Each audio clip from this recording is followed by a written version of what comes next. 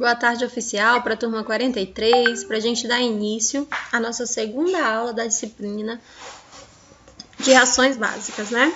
Ontem eu passei para vocês algumas informações sobre como vai funcionar, né? A questão do cronograma, a divisão dos grupos, e tudo isso vai ficar pronto na segunda-feira, porque como todo mundo sabe, geralmente às quintas ou sextas-feiras saem decretos estaduais.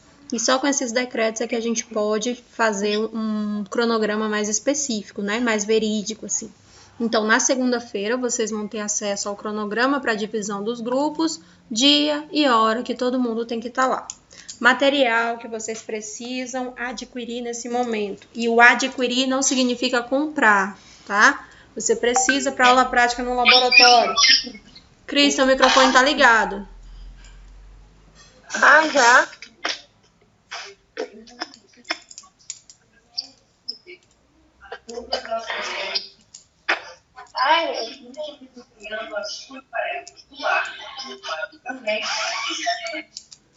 Pronto. Então, material que vocês precisam levar para o laboratório, nesse primeiro momento. A maioria de vocês eu sei que já tem a roupa branca, né? Roupa branca, sapato branco, jalequinho. Até aí tudo bem. Vocês vão precisar de um termômetro, de um aparelho para verificar a pressão arterial e de um aparelho para sentir a ausculta, né? Ali da pulsação. Então, vocês vão precisar de um estetoscópio. Geralmente, o estetoscópio já vem junto com o esfigmomanômetro, tá? Quem não tem condições de comprar nesse primeiro momento, pega emprestado com alguém e leva para o laboratório no dia da sua aula prática. De antemão, é esse material que a gente vai precisar agora.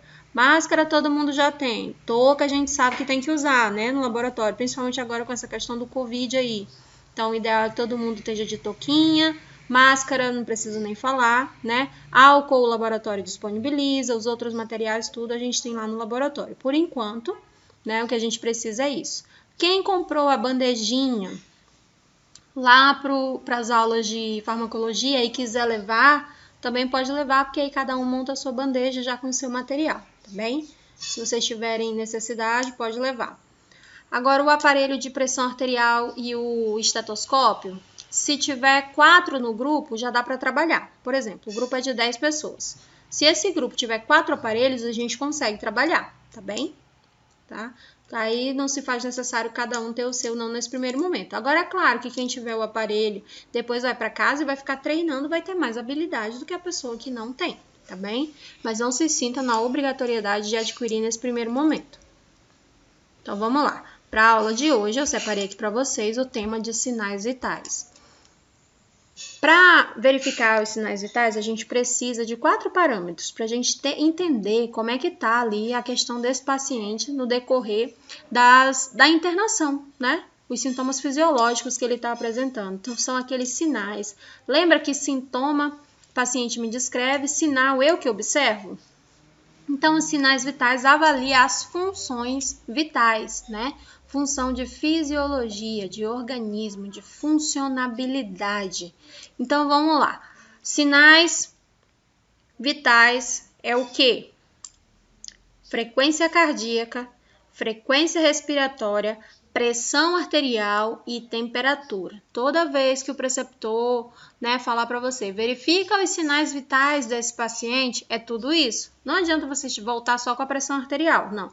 Sinais vitais é esses 4 elementos. Dependendo da situação, ele inclui também o destro, mas no geral, sinais vitais corresponde a esses 4 parâmetros de funcionabilidade do organismo. Frequência cardíaca, temperatura, frequência respiratória e pressão arterial. Esses são os parâmetros que vocês precisam dominar para ter acesso, né, às informações que estão ocorrendo dentro do organismo do paciente. O primeiro deles é o pulso. O que é o pulso?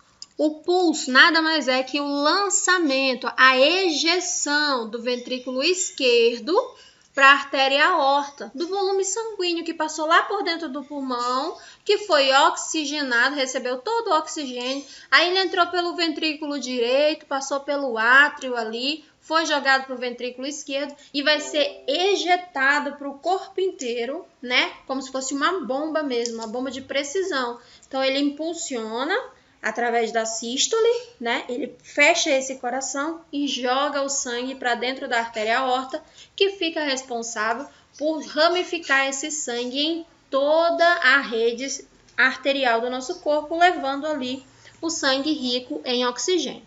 Toda vez que o átrio esquerdo, né, o ventrículo esquerdo, joga o sangue dentro da artéria aorta, a gente tem uma pulsação.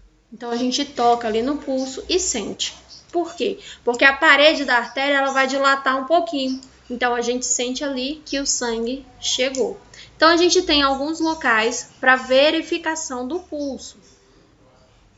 Vamos lá. Esses locais são fossa cubital. A fossa cubital é aqui onde geralmente vocês gostam de pegar a veia lá do acesso venoso periférico, né? Onde vocês têm mais facilidade. Então, aqui é a fossa cubital, né? Mais lateralzinho de uma veia passa uma artéria e às vezes essa artéria passa abaixo. Então, a gente toca e sente a pulsação. Então, temos a pulsação da fossa cubital. Temos também a pulsação do rádio. Todo mundo aí lembra onde é o rádio, é o osso do antebraço. A antena do rádio é o polegar, né? Então, a gente já tem ali uma noção. Depois, aqui da antena do rádio, a gente vem descendo e sente aqui o pulso radial. Temos ainda o pulso braquial, tá? Ou pulso ulnar. Ele vai ficar aqui, ó. Tá? Aqui dentro. Então, ele fica aqui lateral à axila, né? E abaixo do bíceps. Então, a gente consegue sentir, né? Aqui no nosso braço, o nosso pulso braquial. Então, a gente já consegue verificar aqui, ó. Braquial, cubital, radial e ulnar. O pulso ulnar fica abaixo do rádio. Aqui, ó, próximo do polegar, nós temos, né, o pulso radial e próximo ao dedo mindinho, aqui, ó, o menor de todos, a gente tem o pulso ulnar. Então, já mostrei para vocês aí, só no braço tem como verificar, né, em todos esses locais. Temos outros locais que tem pulsação que dá para verificar. Por exemplo, na região pediosa, né? Aqui, ó, no maléolo, né? Temos o maléolo. Acima do maléolo, tá? Frente à região aqui, ó, dos ossos do tarso, né? Os ossos do pé aqui, do dorso do pé são os ossos do tarso. A gente tem, né, uma veia, uma palpação. Aqui, quando a gente faz essa palpação, a gente sente o pulso pediosa ou pedioso, tá bem? Temos também o pulso da carótida, que fica localizado lateralmente aqui, ó, né, da nossa cabeça. Então, a gente tem aqui no pescoço a artéria carótida. E temos também, ela tem uma pulsação importante. Temos também aqui, ó, a artéria temporal, que fica próximo à orelha, né, perpendicular aqui ao osso frontal. Então, a gente sente aqui na lateral, tá? Aqui, ó, nas nossas têmporas. Ela também tem pulsação.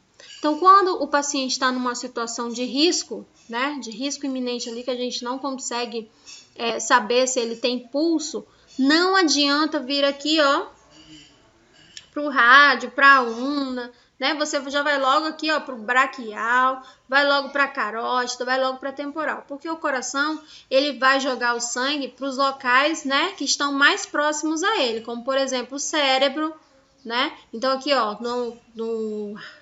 no braquial, a gente tem mais chance de sentir, assim como na carótida, porque a gente sabe que o ventrículo esquerdo vai jogar direto na aorta. E a carótida, né, é uma ramificação da aorta. Então, já verifica logo cabeça e pescoço.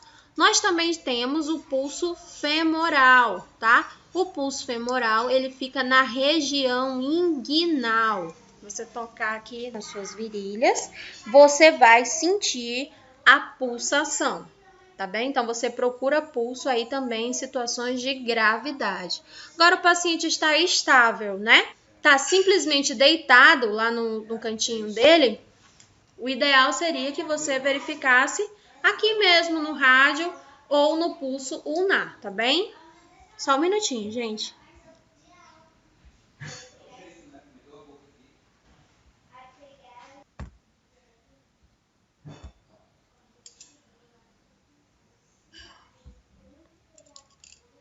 Então, Então, se o paciente está estável, o ideal é que a gente verifique aqui mesmo na região ulnar ou aqui na região radial, ok?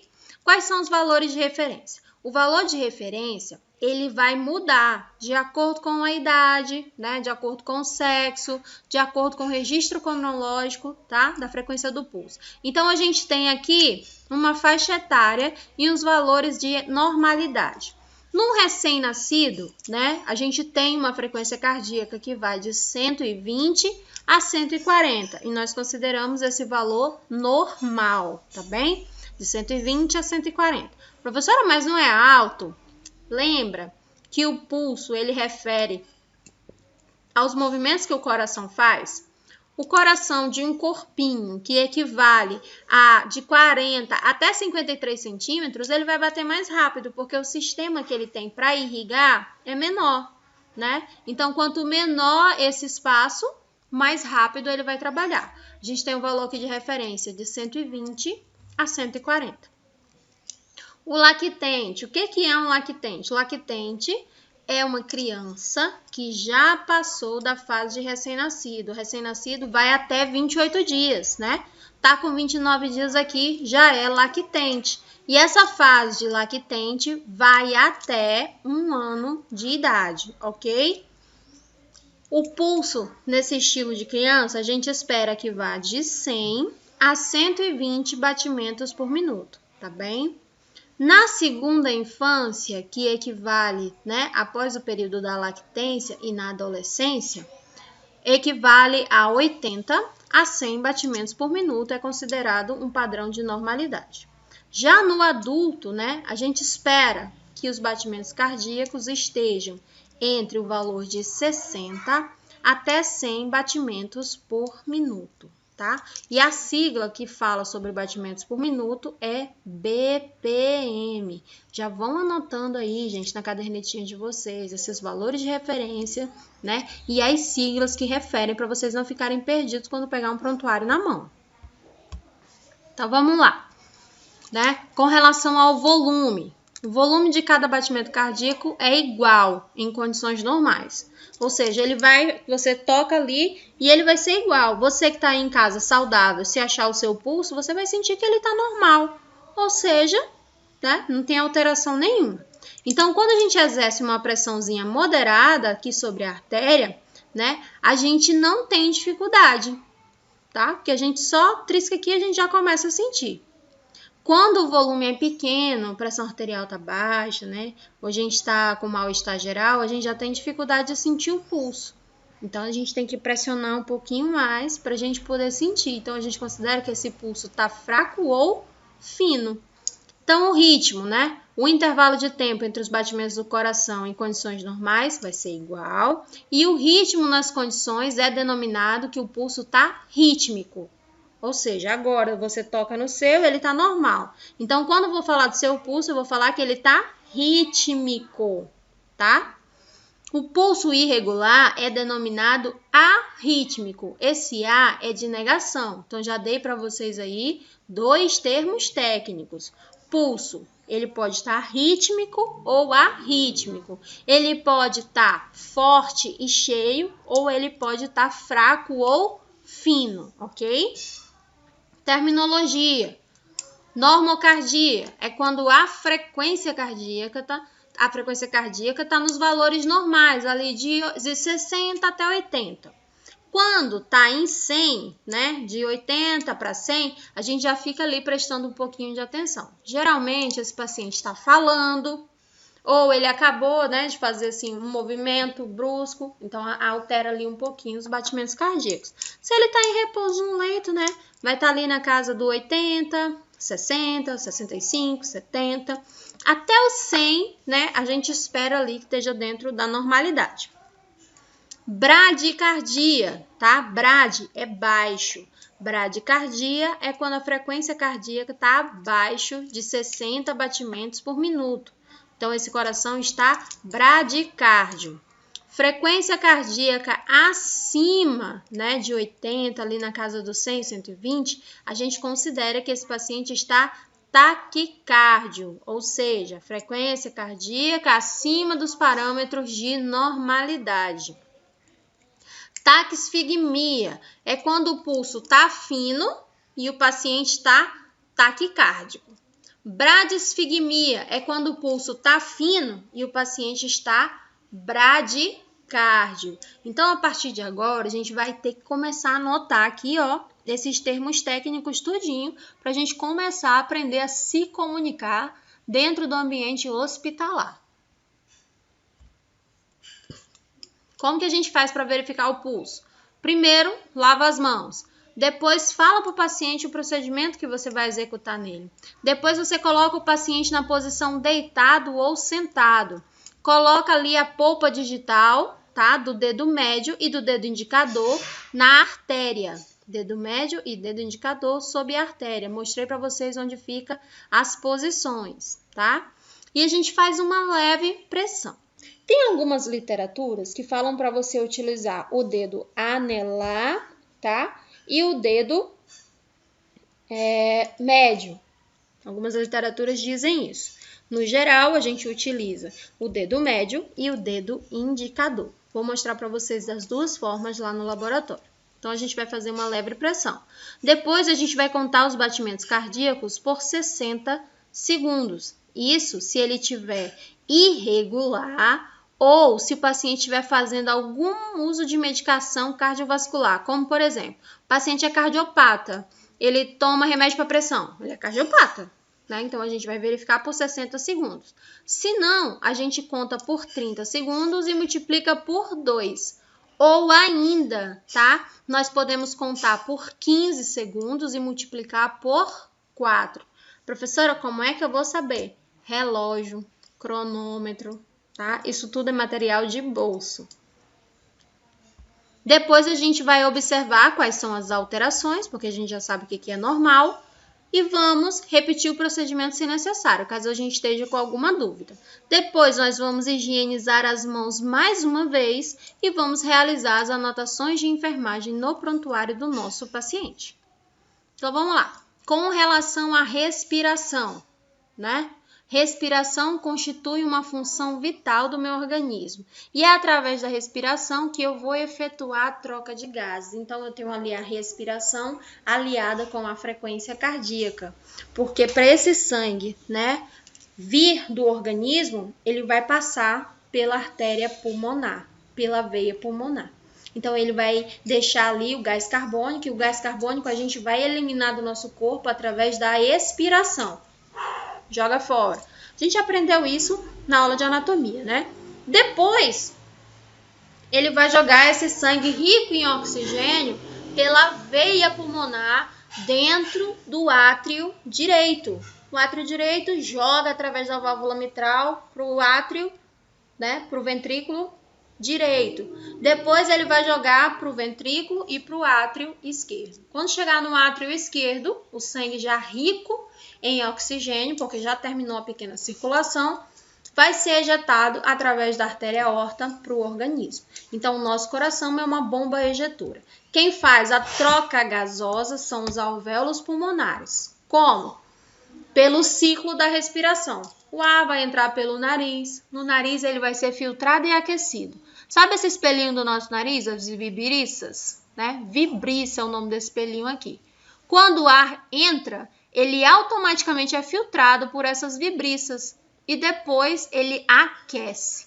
Então, ele vai passar aqui, ó, pela traqueia, vai descer para a nossa árvore brônquica. Chegando ali na carina, vai ramificar para os brônquios pulmonares, né, através da árvore brônquica. No finalzinho da árvore brônquica, nós teremos os alvéolos pulmonares. E é nos alvéolos pulmonares que a mágica acontece, né? O ar ali nos alvéolos pulmonares, quando o sangue passa, né, na base pulmonar, próximo ao diafragma, ele faz a troca gasosa. Solta gás carbônico, né, para o ar voltar e devolver através da expiração, e entrega o oxigênio que nós acabamos de inalar. Então, esse oxigênio enriquece o nosso sangue, que vai passar pelo coração e depois vai atingir a grande circulação. Então, nós temos no nosso corpo duas circulações. Nós temos a pequena circulação, que corresponde coração-pulmão, E nós temos a grande circulação ou circulação sistêmica, que corresponde coração, organismo, tá? Quando o sangue sai do coração para ir para todo o organismo. E através desse benefício, né, enquanto tudo isso está acontecendo, a gente está respirando. Só que batimento cardíaco a gente não controla. E a nossa respiração, quando a gente quiser, a gente consegue controlar. Então, a nossa respiração, ela é automática, tá? Mas nós podemos controlar. Por exemplo, quando a gente quer, a gente controla a nossa respiração, faz exercício respiratório, inspira e expira, né, para resolver alguma situação.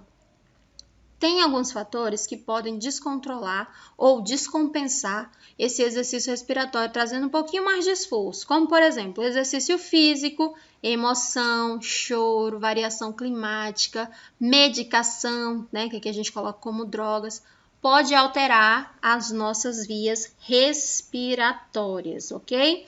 E aí o controle da respiração compreende com a verificação da frequência e outras características, como, por exemplo, o ritmo das respirações e a profundidade.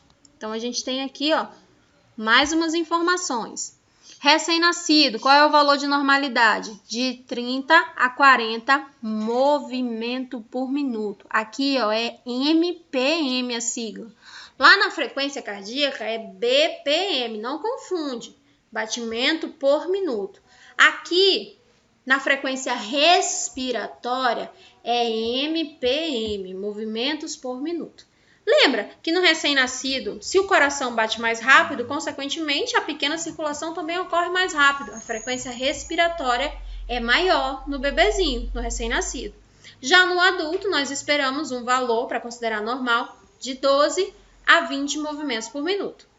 Com relação às terminologias que eu posso utilizar para falar da respiração dos pacientes. Eupneia, quando a respiração está normal, tá? Bradipneia, tudo que é brad está para baixo. Bradipneia é quando a frequência respiratória está abaixo dos valores de normalidade, que é de 12 a 20. Taquipneia, tudo que é taque está para cima. Frequência respiratória acima do normal. Dispneia é dificuldade respiratória. E ortopneia é quando a respiração, né, o paciente está com dificuldade de respirar, só que a respiração dele fica facilitada quando ele fica na posição vertical, ou seja, quando ele fica em pé, tá? Então, às vezes o paciente está ali com uma falta de ar absurda, você pede para ele sentar e ele não vai conseguir sentar, porque quando ele fica em pé na posição vertical, ele entra num quadro aqui, ó, de ortopneia. Ocorre uma facilitação no processo respiratório desse paciente. A apneia, esse A aqui, ó, é de negação, tá? A apneia é uma parada respiratória, quando você para de respirar. Respiração de Cheyne-Stuck, ela vai caracterizar pelo aumento gradual na profundidade. Então, a pessoa faz mais esforço compensatório. A gente observa que o diafragma entra, a caixa torácica expande, e aqui, ó, a região clavicular, né, cria um sulco. Quando a pessoa expande, ela eleva aqui os ombros na intenção de puxar um pouquinho mais o ar. Depois que ela faz esse movimento assim profundo, sabe aquela coisa dos últimos suspiros? Né? Aquela cena de filme que puxa assim, bem profundo, aí depois ele vai soltando como se fosse cachorrinho, rapidinho, e aí depois ele entra em apneia. Tá bem? Essa é a respiração de Cheyne-Stuck. O paciente vai e volta, né? Fica com essa dificuldade ali respiratória. E nós temos também a respiração estertosa, que é uma respiração com ruído, tá? Nesse caso aqui, a gente nem precisa do estetoscópio. Vocês já viram alguém asmático próximo a vocês? O pulmão faz um barulho, né? Ele faz um sibilo, é como se o pulmão da pessoa tivesse um gatinho lá dentro miando, faz, né? Faz um barulhinho estranho. Ou uma bexiga, a gente enche a bexiga e depois quer secar ela, então a gente prende ali a boca da bexiga e deixa o ar sair, faz aquele barulhinho. Ou quando a pessoa está cheia de secreção, né? Que ela tosse, a gente sente o estalo, né? A secreção soltando da parede. Então essa também é uma respiração ruidosa.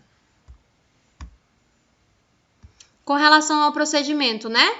Quem faz o controle da respiração a gente faz o controle da respiração de forma visual. Ou ainda, eu posso colocar a minha mão sobre o tórax do paciente, tá? Para eu sentir os movimentos respiratórios. Vou falar uma coisa para vocês. Quando vocês forem contar o movimento respiratório do paciente, não fala para ele que está contando, né? Continua ali fingindo que está verificando o pulso. Porque, do contrário, o paciente vai controlar a respiração. E a gente não vai ter um valor fidedigno. Então, quando a gente vai verificar a respiração e o paciente está consciente, a gente não fala para ele e verifica só de forma visual. Quando o paciente não está consciente, a gente pode colocar a mão em cima do tórax e sentir a expansão da caixa torácica através do movimento de inalação e exalação, ou inspiração e expiração. Com relação à temperatura, tá? A temperatura corporal, ela é proveniente do calor que é produzido pela nossa atividade metabólica, tá? Tudo que está acontecendo ali dentro do nosso organismo, né? Toda a parte metabólica do nosso corpo para manter ele funcionando, tá? É isso que mantém a nossa temperatura. Tem alguns processos também que podem interferir, como, por exemplo, os processos físicos e químicos, né? Que faz a produção aí da perda de calor, mantendo o nosso organismo com temperatura mais ou menos, tá? Temperatura mais ou menos constante. Isso independe da variação do meio externo. Às vezes tá um friozinho lá fora e a gente tá aqui, ó, aquecidinho. Ou tá um calor lá fora e a gente que é criança já acostumou com calor, às vezes a gente nem acha que tá tão calor assim. Nosso próprio organismo, ele regula a nossa temperatura. O equilíbrio entre essa produção, né, retenção de calor ou exalação do calor, quem faz é o hipotálamo. Então, quando tem necessidade dele expelir calor, o que ele faz? Ele aumenta o impulso nervoso, provoca uma vasodilatação, ou seja, ele abre os vasos, deixando os vasos mais próximos ali da glândula sudorípara, tá? Da pele, fazendo com que ela produza suor. Né? Então, a gente sabe que aquele organismo está perdendo calor porque ele está produzindo suor através das glândulas sudoríparas. Então, a partir daí, ele promove a saída do calor.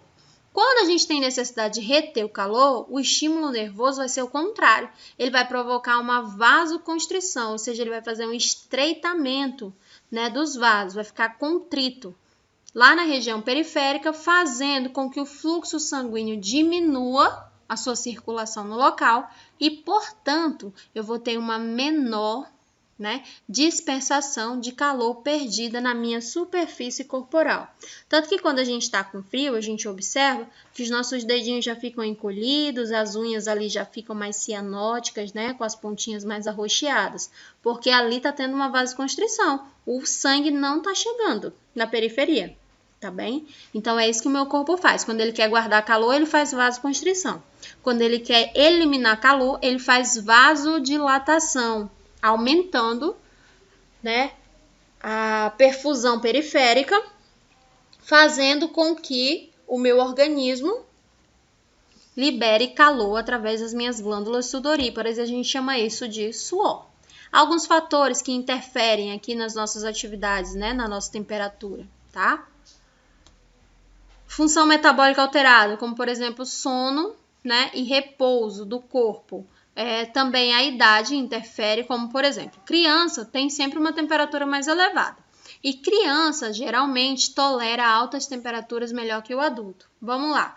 Uma criança, ela consegue chegar a 41 graus de febre sem convulsionar. Ah, mas eu já vi convulsionar antes. Não, tudo bem, mas no geral a criança chega até 41 e não convulsiona. O adulto com 39,5, 40 graus, ele já está convulsionando, tá? Ele não tolera febre alta. A criança consegue tolerar por mais tempo, sem consequências, sem convulsionar e sem apresentar calafrios. Exercícios físicos, tá? Porque aumentam a atividade metabólica, consequentemente, né? Aumenta a vasodilatação e a gente começa a perder calor através das glândulas sudoríparas. A gente começa a suar bastante, então a gente está perdendo calor. E isso altera, sim, a nossa temperatura. Emoções, né? Algumas emoções, elas podem elevar a nossa temperatura, como, por exemplo, raiva, tá? Raiva, tristeza, né? Quem aqui já ouviu falar da febre emocional? A pessoa passa uma emoção muito forte e ela desenvolve uma febre, né? Que aquela febre não tem uma razão física, mas ela é uma febre emocional.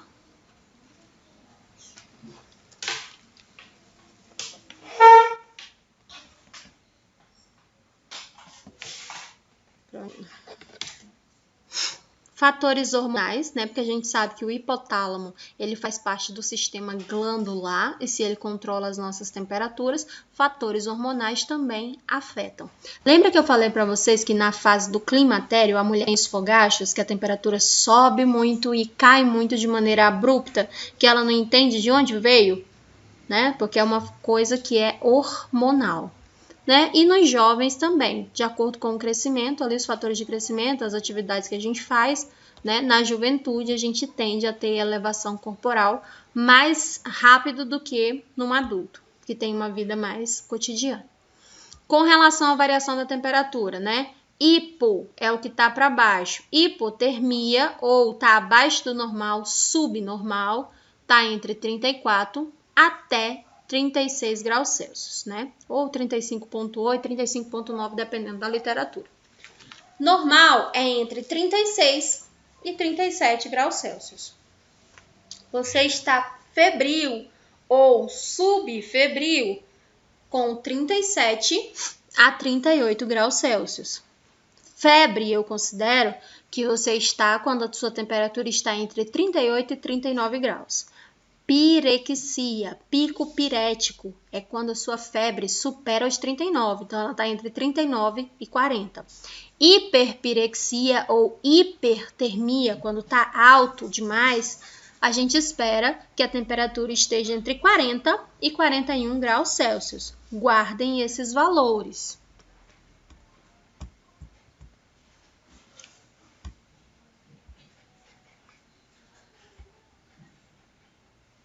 Com relação, né, aqui, ó, e passei demais. Os fatores que estão relacionados à nossa perda ou não de calor, tá, com o meio externo. Por exemplo, banho, temperatura muito quente ou muito fria, tá? A gente pode perder calor aí ou reter calor quando esse banho é muito quente ou quando ele é muito frio. Agasalho também mantém a nossa temperatura e a alimentação, tá? Tem alimentação aqui, ó, que ocorre uma alteração transitória na nossa temperatura corporal. Quais são eles? Muito gelado ou muito quente, né? Quando a gente está querendo baixar ali a nossa temperatura corporal, a gente toma uma água geladinha, um suco, né? Mas a criança não, a criança toma café. Criança só agora de 1h da tarde, se tiver um cafezinho quente, a gente está tomando. Alterações patológicas da nossa temperatura. Em geral, a hipertermia acompanha processo infeccioso ou inflamatório. O que é hipertermia? Aumento da temperatura. Hipertermia. A pessoa está com febre, aumentou a temperatura, tá? Ou por infecção ou por inflamação. Reações a distúrbios emocionais e manifestação de hipersensibilidade, tá? Você entrou em contato com um agente que o teu organismo tá fazendo de tudo ali para eliminar. Então, ele apresentou uma hipersensibilidade para eliminar aquele antígeno do teu organismo. Então, são variações normais da temperatura, né? A gente pode verificar a temperatura axilar. A temperatura axilar está entre 35,8 até 37 graus. Na temperatura oral, 36,3 até 37,4.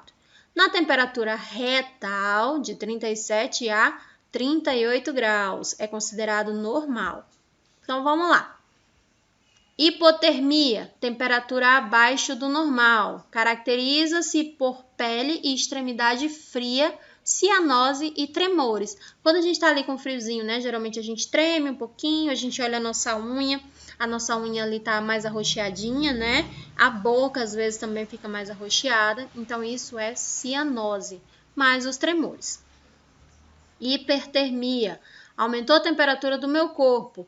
É uma condição que eu vou verificar, né, no paciente. Pele quente e seca, sede, secura na boca, calafrio, dor muscular generalizada, sensação de fraqueza, taquicardia, ou seja, aumento dos batimentos cardíacos, taquipneia, aumento da frequência respiratória, às vezes cefaleia, que é dor de cabeça, delírios e até convulsões, que é a consequência mais grave ali da febre.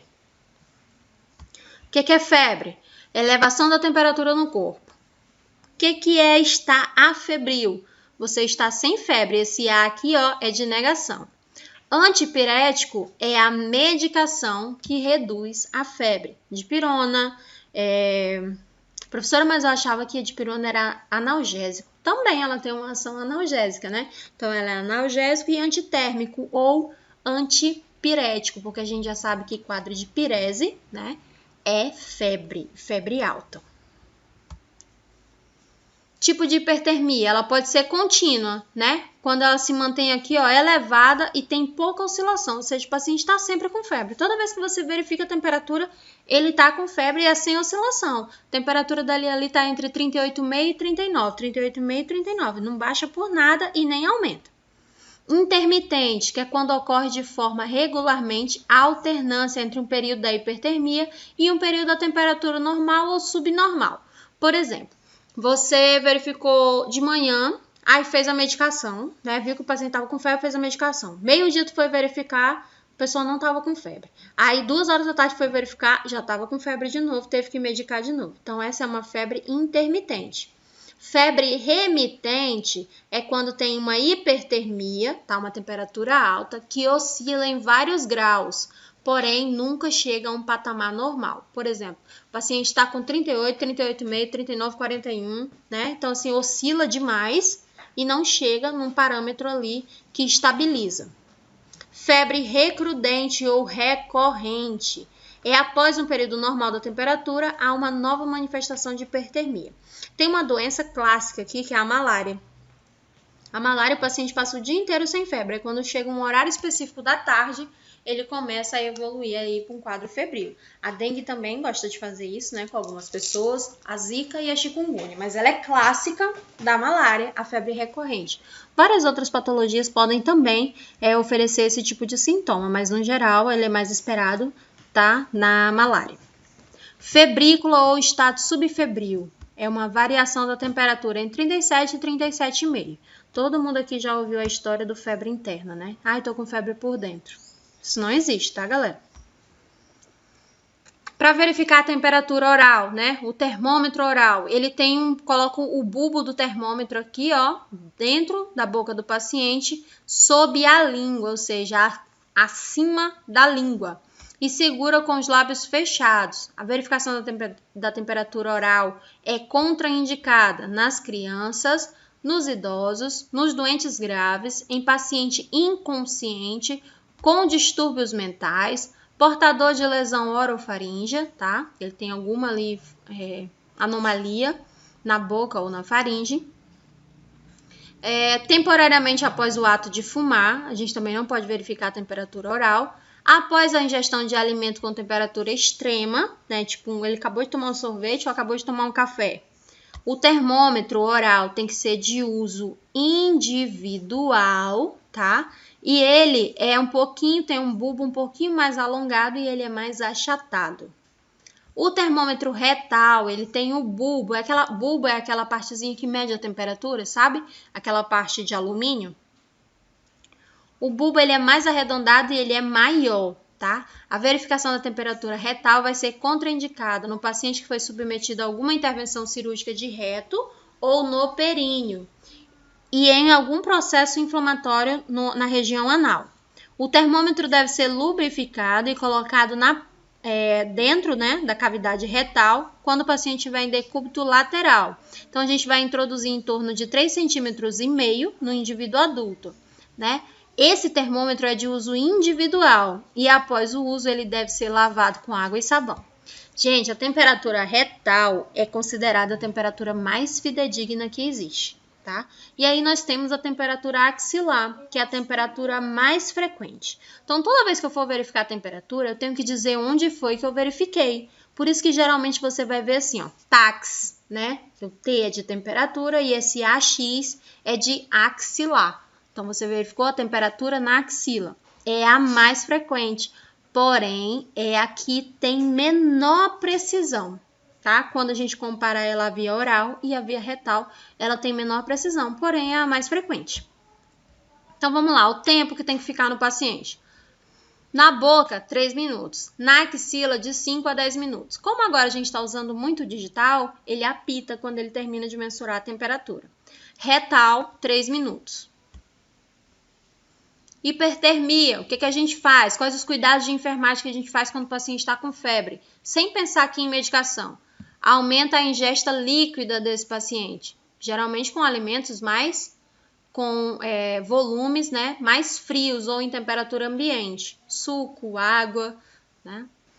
Usar roupas mais leves, providenciar um banho morno, não é banho frio, gente, é um banho morno, porque a temperatura dele já está muito alta. Então, a água morna para ele é considerada água fria. O ambiente tem que estar mais arejado, se tiver com as janelas todas fechadas, você abre, né, as janelas.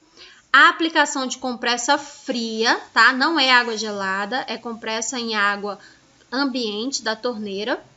Aplicação de água ou de álcool, tá? E você pede para o paciente ficar em repouso. A compressa de álcool, ela é muito utilizada na pediatria. Então, a gente molha, né, ali a nossa compressa com água da torneira e depois a gente coloca álcool e coloca ali na região inguinal da criança ou na região axilar. Se a gente colocar ali na cabeça, a criança pode ficar tonta por conta do cheiro do álcool. Então, a gente coloca na região axilar e coloca na região inguinal, tá? Passa a febre rapidinho por conta da troca gasosa, né? Através ali da hemostase, né? Da homeostase do organismo, ele tentando equilibrar.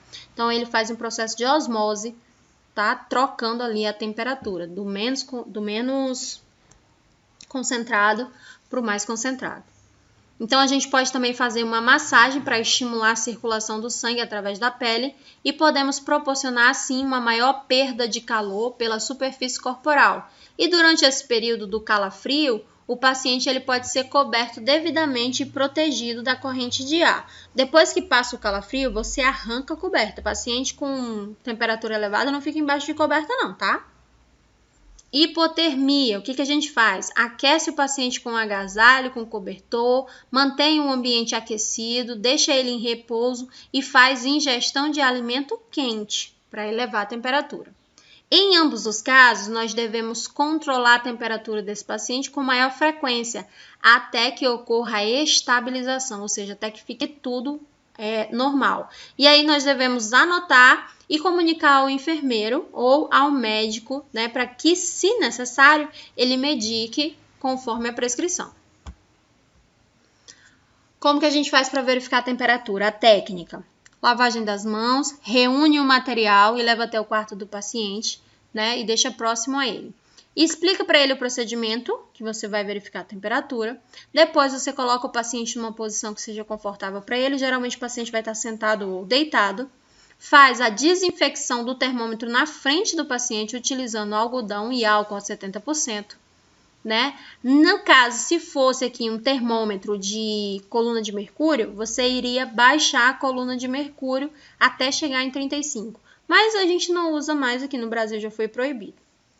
Então, você vai colocar o termômetro na região axilar do paciente, né? Colocando ali o braço dele pressionando em cima do abdômen, que é para eles conseguir segurar o termômetro. E nós vamos deixar lá de 5 a 10 minutos ou até apitar, tá? Depois a gente vai remover o termômetro e vamos ler a marcação. Por último, nós vamos limpar o termômetro com algodão embebido em álcool e nós vamos guardar o material no local que for apropriado. Depois a gente vai orientar o paciente ou o acompanhante com relação a alguma alteração que ocorreu, ou a gente simplesmente passa o valor da temperatura. Olha, dona Cris, a sua temperatura está aqui em 36,5, tá normal, viu? Depois você vai higienizar suas mãozinhas e você vai realizar as anotações de enfermagem no prontuário do seu paciente. Agora a gente vai verificar a pressão arterial. A pressão arterial, ela indica o fluxo, né? Qual é a pressão que o coração está exercendo sobre a parede da artéria quando ele faz aquela ejeção de sangue, quando ele joga, né, do ventrículo esquerdo para todo o meu corpo. Qual é a pressão que esse coração está utilizando? E essa pressão nós verificamos através do esfigmomanômetro, tá? que é um aparelho que mede em coluna de mercúrio, tá? Geralmente, a verificação da pressão arterial é realizada nos membros superiores através da artéria braquial ou nos membros inferiores através da artéria poplítea. A verificação da pressão arterial tem como finalidade detectar precocemente diversas anormalidades e ainda indicar as variações individuais e os níveis pressóricos para que nós possamos conduzir o devido tratamento. Então, ele deve ser realizado diariamente em todos os pacientes que estão internados, tá? E ainda tem uma rotina, tá? Principalmente o paciente lá que ele está internado numa condição mais grave, a gente verifica dele mais vezes. Geralmente vai estar na prescrição médica, verificação dos sinais vitais de forma de rotina. As rotinas dos hospitais é sinais vitais de 6 em 6 horas. Se o paciente precisa, de uma atenção diferenciada, o médico solicita sinais vitais de 4 em 4 horas. E se o médico colocar na prescrição curva pressórica ou curva térmica, você tem que verificar. No caso da curva pressórica, você vai verificar a pressão arterial a cada 2 horas. No caso da curva térmica, você vai verificar a temperatura a cada 2 horas. Tem paciente que entra na curva pressórica e na curva térmica. Professora, então, o meu paciente está em curva térmica e curva pressórica. Tem que verificar de 2 em 2 horas. Só que na prescrição também tem sinais vitais, porque sinais vitais é rotina. Você não pode deixar de fazer. E o que é sinais vitais? Temperatura, pressão arterial, frequência cardíaca e frequência respiratória. Não é só temperatura e pressão. Temperatura e pressão é a curva que ele quer. Então, de 2 em 2 horas eu vou verificar, a curva e de 4 em 4 horas todos os sinais eu vou anotar no prontuário, porque esse paciente precisa de uma atenção diferenciada. Tem também alguma contraindicação, tá? Para a gente verificar a pressão nos membros, como por exemplo, membro que tem trombose venosa profunda, membro que tem acesso venoso ou que tem alguma lesão, como por exemplo, inflamação, edema, extravasamento, fístula, ou paciente que teve derrame. Digamos que o paciente ele teve ali um AVC isquêmico, que é o vulgo derrame, um AVC isquêmico ou hemorrágico, e ele apresenta uma parestesia, ou seja, uma paralisação, de metade do corpo dele. Vamos dizer que ele está com paralisação à direita. Então, eu não posso verificar a pressão arterial desse paciente na direita. Professora, mas pressão arterial a gente não só verifica do lado esquerdo, que é do lado do coração? Não necessariamente. Se ele tiver aqui, alguma inflamação, um edema, se o acesso tiver daquele lado, a gente não pode verificar. Se a gente verificar a pressão arterial no membro que está com acesso venoso, a gente vai perder o acesso. Ixi, professor, mas o meu paciente, ele é um paciente que tem câncer de mama. Quando o paciente tem câncer de mama, a gente não verifica do lado que é o câncer. Por exemplo, câncer de mama é do lado esquerdo. A gente não utiliza o membro superior esquerdo. Ixi, é bilateral o câncer. Não verifica a pressão arterial nos braços, assim como verificar na perna. Tá? Então, se de um lado ele tem câncer, do outro está o acesso, verifica na perna. Se de um lado ele tem parestesia, tá paralisado, e do outro lado é o acesso, vai para a perna, tá? Qual a perna? Se um lado dele ele tem menos movimento, eu verifico do outro lado. Então, a gente tem que prestar atenção nesse detalhe. Qual é a técnica? Primeiro vai higienizar as mãos, depois vai pegar todo o material que for necessário e vai levar lá para o paciente. Depois você vai verificar se o estetoscópio, o esfigmomanômetro, está íntegro e se ele está calibrado. Se não tem nenhum buraquinho ali na braçadeira e se o ponteiro, esse ponteirinho aqui, tá certinho no 0. Se ele estiver mais para a direita ou mais para a esquerda, ele está descalibrado. Então, ele não serve ali para a gente trabalhar com ele naquele momento. Depois, a gente vai dizer para o paciente o que a gente vai fazer, vai verificar a pressão arterial dele. Depois, nós vamos colocar o paciente em repouso, tá? Você pode botar o paciente deitado ou sentado, com o braço livre de roupas. Então, você não verifica em cima da roupa. Depois, você relaxa, Você mantém o braço relaxado ali, mantido no nível do coração. Então, o braço pode estar apoiado, numa mesa, no braço da cadeira, que é como a gente vai fazer lá no laboratório. Ou ainda, o braço pode estar apoiado sobre a perna. Ou se o paciente estiver deitado, o braço vai estar apoiado na cama. A palma da mão tem que estar virada para cima. tá? Essa região aqui da mão que a gente pega as coisas, ela tem que estar virada para cima, a mão tem que estar espalmada. E o cotovelo, geralmente, ele tá mais fletido, né? Se a gente tá em repouso, o cotovelo ele fica ali relaxadinho, mais fletido. E aí a gente vai identificar qual é o manguito adequado, ou seja, qual é a braçadeira que pega melhor ali no nosso paciente. A gente tem braçadeira para paciente obeso, tem braçadeira para paciente pediátrico e tem a braçadeira normal, que é que no geral todo mundo tem, tá? Nós vamos passar álcool a 70, tá? No diafragma. O diafragma é aquela pontinha do estetoscópio que a gente vai encostar no paciente. Algodão com álcool a 70%. Depois nós vamos colocar o manguito no membro superior do paciente, ajustando ele, né? Porque ele vem ali com uma braçadeira de velcro, né? Para grudar. Então você ajusta ele no braço do paciente certinho, sem deixar folga, tá? Ajustando aquela braçadeira. Qual é a posição? Lembra onde é a fossa cubital? Que é aqui, ó, na junção dos ossos da una, né? Una e rádio com o osso húmero. Tá? Aqui no meio do braço, onde geralmente vocês fazem os acessos, aqui é a fossa cubital. A gente mede 2 dedos acima, para que a gente possa posicionar a nossa braçadeira.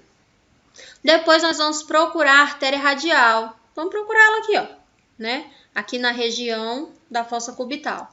Achamos ela, então nós vamos inflar o manguito. Vamos fechar ali aquela válvulazinha que fica na pera. Nós vamos achar o pulso, aí nós vamos inflar. Vamos inflar, até ele parar de pulsar. Quando aqui, ó, na região da una ou da fossa cubital, para de pulsar, a gente observa onde foi que parou ali no relógio, tá? Digamos que parou no 200. Você vai desinflar, vai abrir a válvula e vai deixar sair todo o ar. Aí você vai inflar de novo, você vai fechar a válvula e vai inflar de novo. Se você parou de ouvir no 200, você vai aumentar de 20 a 30, tá? Você vai até o 230 ou até o 220. Quando você chegar lá, você vai soltando devagarzinho e vai tentar escutar os Korotchikoffs, que são as batidas, tá? A primeira batida corresponde à pressão sistólica, tá? A segunda batida corresponde à pressão diastólica. A primeira batida, você já vai associar ela. Digamos que ela bateu ali no 180, então a pressão está 180. E eu vou ouvir até quando, professora? Até a quinta batida. Porque se você escuta até o final, como algumas pessoas falam, né? A gente escuta até parar de bater. Digamos que a primeira batida foi no 180 e a última batida foi no 30. A pressão dessa pessoa está 180 por 30? Não tem como. Ela está muito divergente. Então, você escuta a primeira batida e a quinta batida. Ou o primeiro Korotchikoff e o quinto Korotchikoff. No primeiro, sai a pressão sistólica. No quinto, temos a pressão diastólica. Depois que a gente tem a pressão do nosso paciente, que no geral o intervalo entre elas é de 30 a 40, como por exemplo, a pressão está 120 por 80, então a gente tem um intervalo delas de 40, né? Para o 80 chegar ao 120 faltou 40, então a gente tem ali um limiar de 40, então está dentro do esperado. E aí, se for necessário, a gente pode repetir o processo. Se não deu certo, a gente não está com segurança, a gente repete o processo. Só que para repetir o processo, a gente tem que aguardar de 1 a 2 minutos, tá? Para a gente deixar ali o coração bombear, né? Para o corpo se livrar ali daquela pressão que teve na parede da artéria. Quando a gente apertou o manguito. E aí, a gente verifica mais uma vez. Depois a gente vai retirar o manguito do braço do paciente.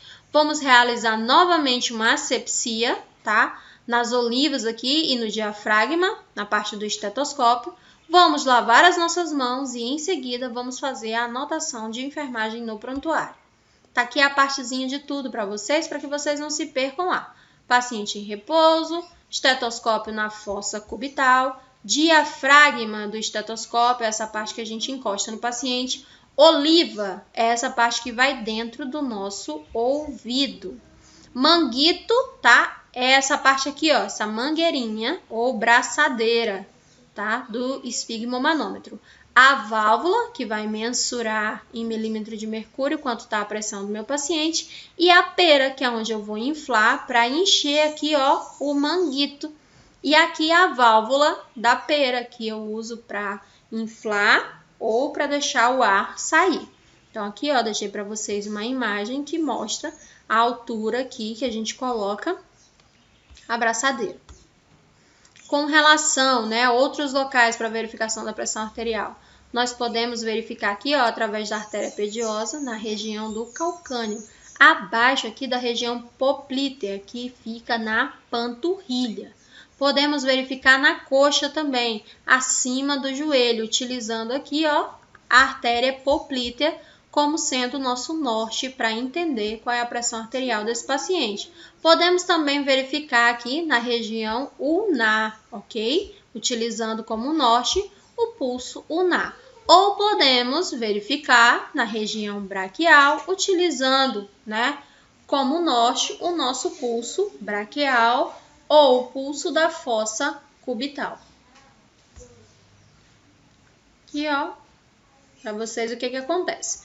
Quando eu aperto, quando eu insuflo o manguito, né, eu tenho aqui como mensurar qual é o fluxo que o meu coração empurra o sangue através da parede das artérias, ok? Quando ele está pressionado, eu vou soltando devagar e ele vem exercendo uma pressão para poder passar. Isso é o que denomina a pressão arterial. Daí os valores de referência para a pressão arterial. Menor que 85 na diástole, ou seja, na batida mais baixa, tá? E menor que 130 na batida mais alta, que é a sístole. Então, menor ou igual a 85 na pressão mínima, eu considero normal. Menor ou igual na pressão mais alta, pressão máxima ou pressão sistólica, tá normal. De 85 até 89 na pressão mínima, eu considero que está no limite. Está normal, mas está no limite da normalidade, está limítrofe. De 130 a 139 na pressão mais alta, na pressão sistólica, também eu considero limítrofe, tá? Normal, mas dentro do limite. De 90 a 99 na pressão mínima e de 140 a 159 na pressão máxima, eu considero que essa pessoa apresenta hipertensão leve, ou seja, está no estágio 1. De 100 a 109 na pressão mínima e de 160 a 179 na pressão máxima, eu considero hipertensão moderada, estágio 2. Maior ou igual a 110 na mínima e maior ou igual a 180 na máxima, eu considero hipertensão grave, estágio 3. Menor, tá, ou igual a 90 e maior ou igual a 140 na máxima, a gente considera que é uma hipertensão sistólica que foi isolada. Digamos que você tomou um susto, você está com dor. Lembra que eu falei para vocês que o primeiro parâmetro que altera, né, quando a pessoa está com dor é a pressão arterial? A pressão eleva, por isso que as grávidas em trabalho de parto a gente fica de olho na pressão dela, porque a dor pode elevar a pressão arterial até um quadro de eclâmpsia, né? Que é o distúrbio ali da pressão arterial por conta da dor, que é fisiológica. Então, esses são os parâmetros de normalidade. Pressão arterial pode ser convergente, ou seja, a pressão pode estar muito perto, a mínima e a máxima, como por exemplo, professora, a pressão dela deu 8 por 9, ou deu 9 por 8, deu 9 por 7, tá bem pertinho, né? Tem um intervalo aí de 10 ou de 20, então essa é uma pressão convergente. Uma pressão divergente, professora, a pressão dela tá 110 por 50. Então, tá uma pressão divergente, porque tem mais que 40, né? Aqui de intervalo da mínima para a máxima. É uma pressão divergente, está longe uma da outra, tá? Ou uma pressão ali, né? O problema da pressão divergente, né, quando ela está longe uma da outra, é que ela pode tanto subir de uma vez, como ela pode baixar de uma vez.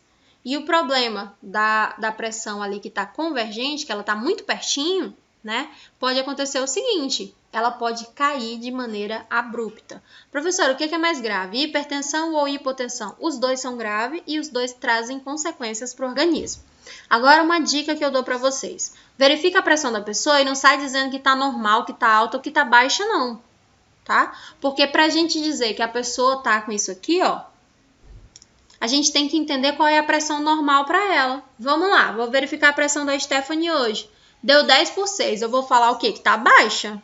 Vixe, tá muito baixa a pressão da Stephanie. Aí ela vira pra mim e fala, não, professora, é sempre assim a minha pressão. Esse é o meu normal.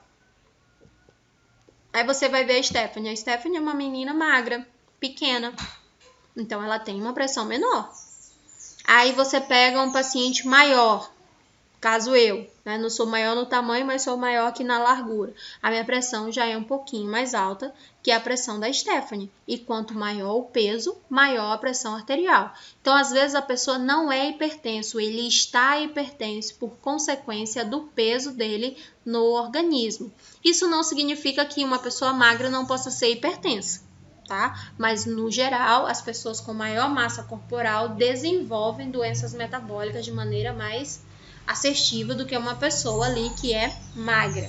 Não necessariamente quem é magro é saudável, não necessariamente quem está acima do peso, né? Quem está gordinho é uma pessoa doente.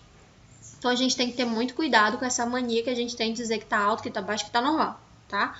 A gente fala assim, ó, tá dentro do esperado. Verifiquei a pressão do seu João. Geralmente a pressão do seu João dá 120 por 60, 120 por 70, 130 por 90, tá sempre assim. Hoje deu 180 por 150. Ah, então hoje a pressão do seu João está alta. Porque se o seu João for hipertenso, uma pressão ali de 150 por 100, para ele é normal. Tu vai falar assim, ixi, professor, tá muito alta a pressão do João. O João fala, tá quanto? Aí tu fala assim, tá 150 por 100. Aí ele fala, não, esse é o meu normal, minha filha. Sempre dá assim mesmo. Por quê? Porque ele já é uma pessoa hipertensa, tá? Então, pra gente fechar, até o médico, quando ele vai fechar o diagnóstico, ele manda a pessoa ir na unidade de saúde durante 5 dias em 5 horários diferentes, por exemplo, ou em 2 horários diferentes. Ele vai de segunda a sexta, todo dia, 7 horas da manhã e 5 horas da tarde. Tá? Ele tem que ir no horário de manhã e no horário da tarde durante 5 dias. E a gente vai anotando tudinho no mapa, é o mapa pressórico. E aí ele vai chegar e vai ter uma noção de saber quanto é que geralmente dá a pressão dele. E a partir dali, o médico vai nortear se ele tá aqui, ó, na hipertensão no estágio 1, estágio 2, estágio 3, ou se foi só um pico hipertensivo de maneira isolada por alguma situação adversa, tá? Com relação ao diabetes mellitus, né, a gente sabe que é um aumento ali da questão do açúcar na corrente sanguínea e a gente mensura, né, esse açúcar na corrente sanguínea ou na urina através do dosímetro, né, que é aquela lancetinha que a gente bota na ponta do dedo e coloca para fazer a leitura naquele aparelho. Então, ele vai verificar a quantidade de açúcar que tem no sangue do meu paciente. Então, vamos lá. Classificação do diabetes, né? Diabetes tipo 1, diabetes tipo 2 e diabetes gestacional, que nós já sabemos o que é cada um deles porque a gente fez a aula de farmacologia, tá? Na tipo 1, ele produz insulina, só que essa insulina não é capaz de quebrar as moléculas de açúcar no corpo dele. Então, ele precisa de um suporte medicamentoso. Geralmente, esse paciente só toma uma medicação via oral e ele toma insulina uma vez na vida, outra na morte. Então, ele não necessita da insulina. No diabético tipo 2, ele precisa da reposição insulínica, tá? Ele faz uso da insulina todos os dias, porque o corpo dele não produz absolutamente nada de insulina. O diabetes gestacional, né? Acontece quando a pessoa está grávida e quando o bebê nasce, geralmente a mulher sai dessa condição. Então, ela não é diabética, ela está diabética. Professor, o diabetes tipo 1, ele tem cura? Ele tem controle e ele melhora os níveis, tá? Alguns especialistas já estão falando na cura do diabetes, porque o que geralmente dá o diabetes é a resistência que a pessoa tem à insulina, né? E a insulina, ela tem afinidade por células adiposas, ou seja, gordura. Quanto mais gordinho a gente tá, mais insulina a gente retém. Então, ela não vai para a corrente sanguínea quebrar o açúcar. Então, o açúcar fica ali, ó, livre, circulando, aumentando, né, o nível dele dentro da minha corrente sanguínea. Quando eu perco peso, toda a insulina que foi guardada, né, ali nas minhas células de gordura, vai para a corrente sanguínea, começa a quebrar essa glicose, metabolizar esse carboidrato, quebrando essas moléculas de glicose, e meu organismo volta a funcionar, tá? Então, a gente tem aí esse período de que você está diabético por uma situação disfuncional do seu organismo. Você resolve essa disfunção e o organismo volta a funcionar, tá? Pra que a gente verifica, né? Pra gente saber ali como é que tá o nível de açúcar na corrente sanguínea do paciente. Às vezes, né, o paciente, ele tá em jejum, ele não é diabético, mas ele tá em jejum por um longo período. Ele vai fazer um exame, ele vai fazer uma cirurgia, então a gente fica verificando o destro desse paciente, né? Ou quando tá lá pedindo prescrição médica, tá pedindo, a gente faz. Às vezes o paciente fala assim, não, sou diabético não, minha filha, isso aí é para quem tem diabetes. Não necessariamente, isso aqui é para medir o nível de açúcar no sangue, isso aqui não mede diabetes, isso aqui mede nível de açúcar, tá bom? Contraindicação, sempre que houver necessidade de internação, tá? A indicação aqui, ó.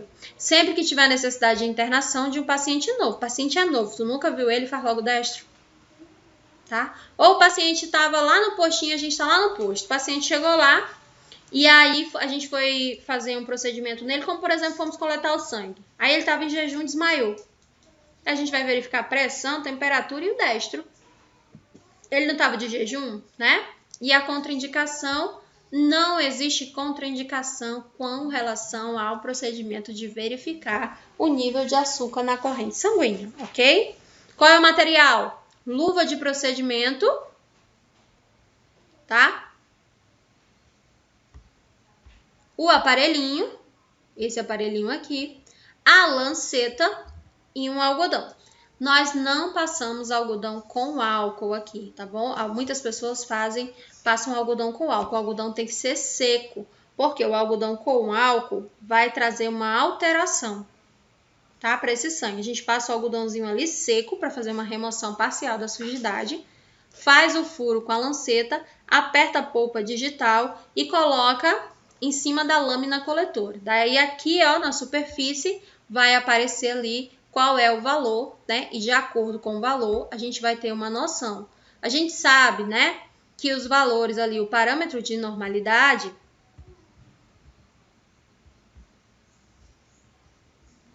me perdi aqui.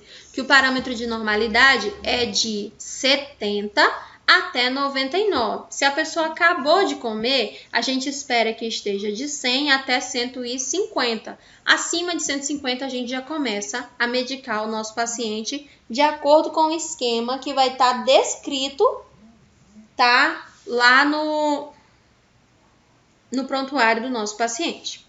Então, para hoje, né, o que eu tinha para trazer para vocês era isso.